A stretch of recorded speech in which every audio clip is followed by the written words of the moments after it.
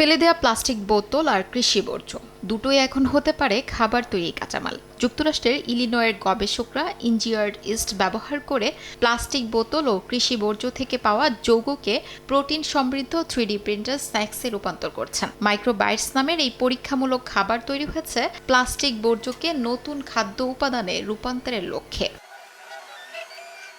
গবেষকেরা পানি ও কোমল পানীয়ের বোতলে ব্যবহৃত পলিইথিলিন বা প্লাস্টিকের পাশাপাশি ভুট্টার কাণ্ড ও পাতার মতো কৃষিজ অবশিষ্টাংশকে ভেঙে বিভিন্ন যৌগে পরিণত করেন। এরপর এসব যৌগ খাওয়ানো হয় পরবর্তী ইস্টকে।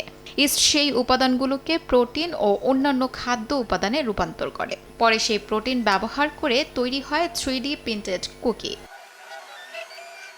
তবে অভিনব এই খাবারের স্বাদ পরীক্ষার জন্য এখনো অনুমোদিত হয়নি। বাজারে আসতেও লাগবে আরও সময়। তারপরও গবেষকদের মতে এই প্রযুক্তি একই সঙ্গে দুটি বড় সমস্যার সম্ভাব্য সমাধান দিতে পারে: বাড়তে থাকা প্লাস্টিক বর্জ্যের পুনর্ব্যবহার করে পরিবেশ দূষণ কমানো এবং সীমিত সম্পদের পরিবেশে নতুন খাদ্যের উৎস তৈরি।